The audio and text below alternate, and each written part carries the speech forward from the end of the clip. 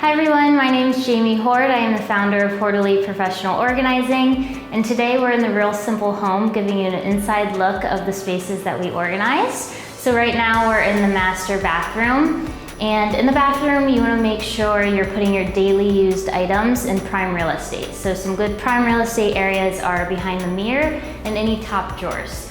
So behind the mirror here we have our mouth care and our makeup. We use some of our favorite acrylic organizers from the Container Store to separate out each category. We've also labeled each one, so that's super easy to put back. And then in our lower drawers here, we created a fun little hair accessory drawer. It's got our headbands and our hair ties. And in the lower drawer, we have our back stock items. So we've got backup shower, backup soap, and backup oral and face care, along with our travel bags. We also use some of our favorite organizers here, the Like It Bricks from the Container Store, and they come with little dividers that you can separate out small categories. So that's it for the master bath. Let's head to the front closet. Okay, so here we have the front closet, which we turned into a utility and cleaning closet. There was no system in this closet before, so we had these shelves installed. They are the Alpha shelves from the Container Store, which we love. They're super flexible and easily adjustable, especially if you rent or have a growing family. As you'll see here, this wall has a lot of panels. So a good solution for a wall that has panels is to implement a utility track.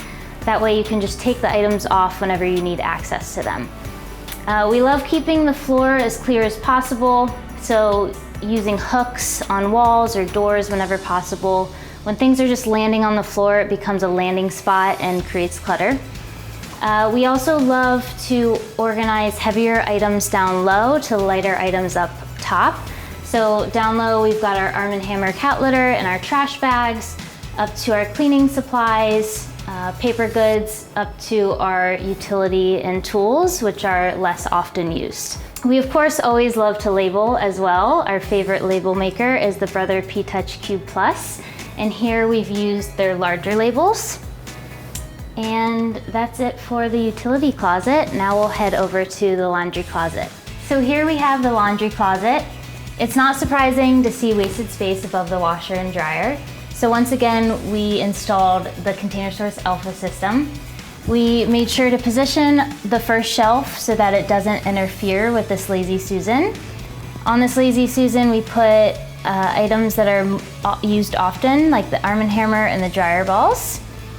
And then on the shelves, we separated the linens by what bed they go to. So we've got the twin bed, the master bed, the guest linens, and an extra comforter.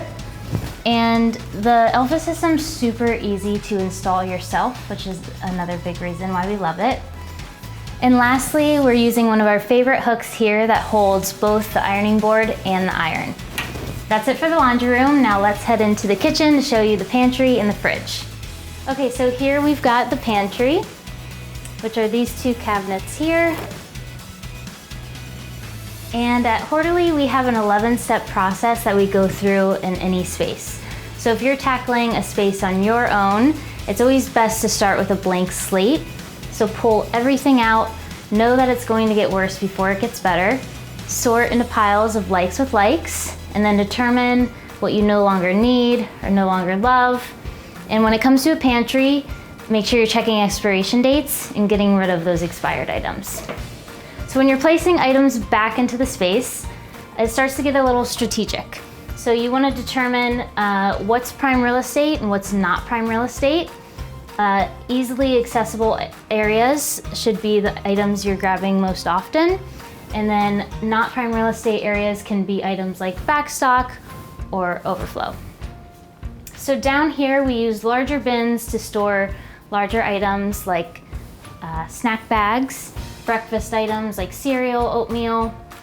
And then the shelf that's more at eye level, we use clear bins. And these bins come in all different sizes, so you can really maximize your space. Up high, we use some of our favorite Lazy Susans. This is our favorite bamboo one. And here we've got our favorite divided Lazy Susan to store grab-and-go snack bars. And up high, we've got baking items. We also use bins up high. That way you can easily pull down, grab what you need, stick back up, and the shelf's always staying neat and tidy. It's super important to label in a kitchen and a pantry because this is a space that everyone in the household uses. So everyone should be on the same page, know where to find an item and know where to put it back.